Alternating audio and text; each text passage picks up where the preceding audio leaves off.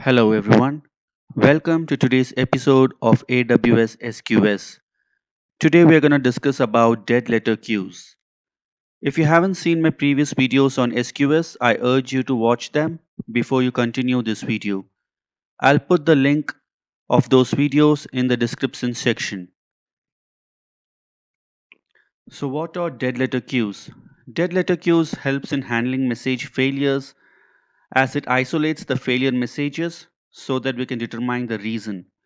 So whenever you have a source queue and you push your messages in the source queue, it is later picked by some consumer or application to process them. But for some reason, let's assume the message is being failed to process, then instead of discarding those messages, it is pushed into the dead letter queue, which is further used for analysis purposes.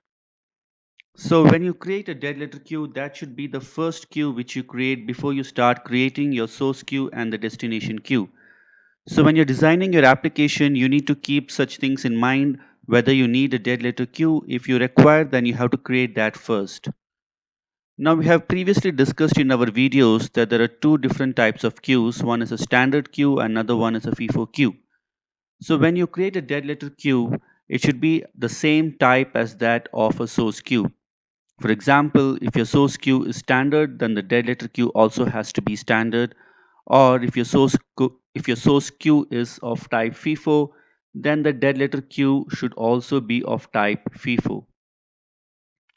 Last point is the source queue and the dead letter queue should be within the same region. You cannot split these queues in two different regions, and it also has to be within the same AWS account. Now let's talk about the retention period concept of dead letter queues. We have already discussed what is retention period. It is a time at which the message can stay within the queue. After the time is expired, the messages are deleted from the queue. Now the message is deleted either after the expiry of the retention period or when the consumer processes the message. So how does a retention period concept works in case of dead letter queue? Let's assume you have a source queue whose retention period is set as 4 days, and then we have configured a dead letter queue whose retention period is configured as 5 days. Now let's assume on on 20th of June the first message is pushed into the source queue.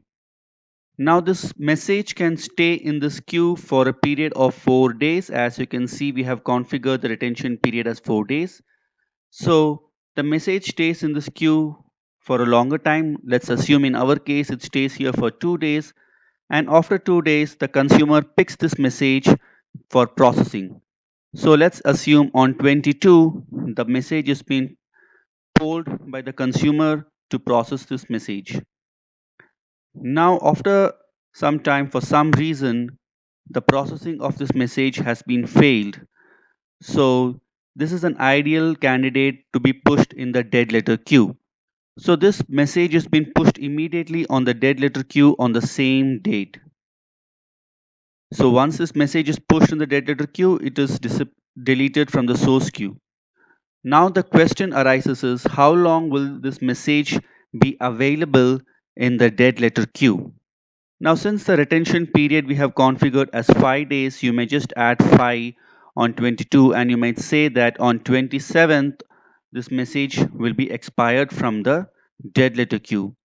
But on contrary to that, the message when it is pulled into the dead letter queue, it brings the enqueue timestamp. That is, the enqueue timestamp of this message is 20th of June.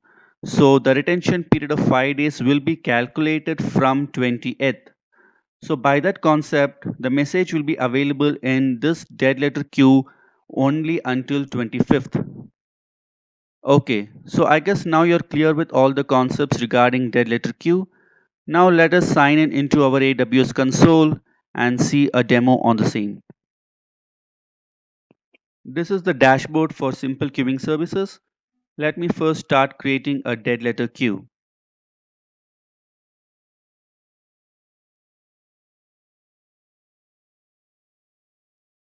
Let me make it as type standard. Let me see if I can configure something. So I will keep all the default settings. So let me create this queue. Now since the dead queue is configured, let me create a source queue now.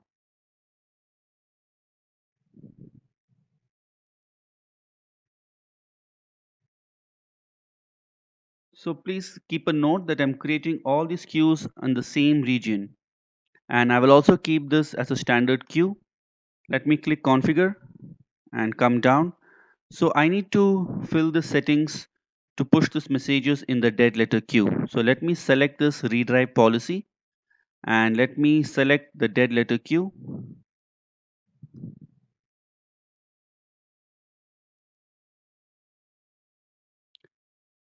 So this is the queue which we have created first. So I will make this as the dead queue and then maximum receives. What does this parameter talks about? The maximum number of times a message can be received before it is sent to the dead letter queue. So which means that this message could be consumed n number of times before it is pushed into the dead letter queue. So let me say 1 here, and I don't want to put any encryption, so let me create this queue. Alright, so now we have a dead letter queue and then we have a source queue. So now let us see a small demo on how this dead queue works. I have created a lambda function here. So let me first create a lambda function. So let me click the source queue and click on subscribe, configure trigger for lambda function. So I haven't created a lambda function yet. So first let me go ahead and create it. So click on create function and let me name this as, what can I say? I will say message SQS listener.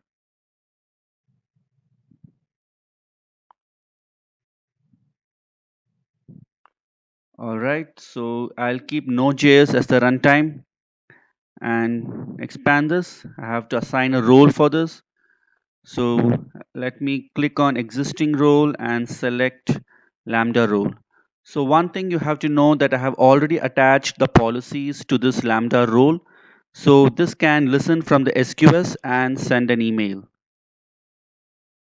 Click on create function. Now I could either add a trigger here or I can go back to my SQS and configure the Lambda function. So let me select message SQS listener. And this is the ARN of the Lambda function and click on save. Okay. So let me go back to my Lambda and refresh the screen. The trigger should be added to my Lambda function. So now the trigger has been added. Let me add the source code here. This is the Node.js code of my Lambda function. This will basically pick the message from the SQS and then send the email notification once the message has been received. So what I'm going to do is I'm going to explicitly throw an exception so that this message will be an ideal candidate to be pushed into the dead letter queue. So let me copy this and paste this function here. So this particular line, once the record has been received from the simple queuing service, it will just go out and throw an exception. So let me say dead letter queue. So basically it doesn't do anything. It receives the record and then throw an exception. The moment the exception is thrown, it will push this message to the dead letter queue. Let me save this and then go back to my SQS, go back to my source queue, click on queue action, send message, and let me say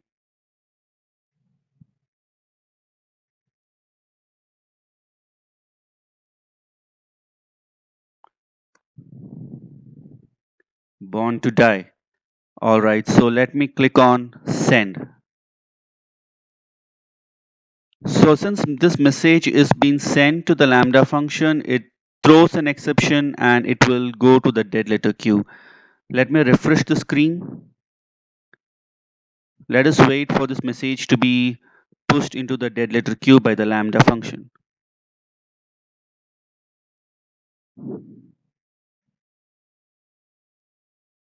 So as you can see here, the source queue, the message is no more available, and in the dead letter queue, I can see the message available as 1.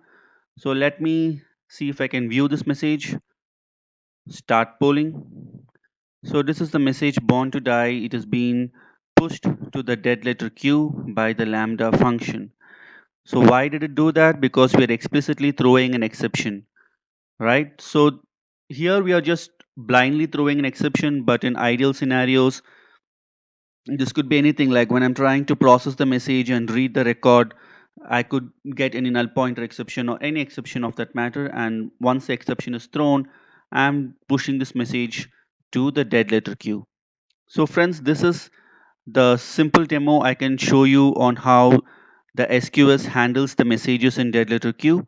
Now one thing I don't want you to forget is the configure,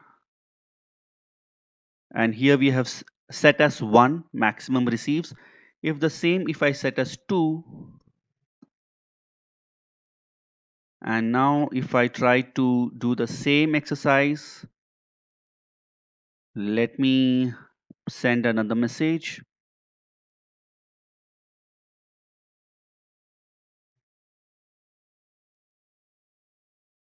So even this time the message will throw an exception in the lambda, but it will not be pushed to the dead letter queue because we have set the condition of 2 as when the message has to be pushed to the dead letter queue. So it will give one more option.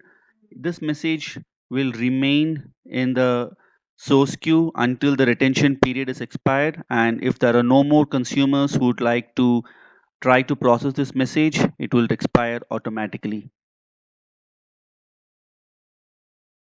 So this concept of deciding when a message should move from source queue to dead letter queue is configured in the variable max receive count under the section redrive policy.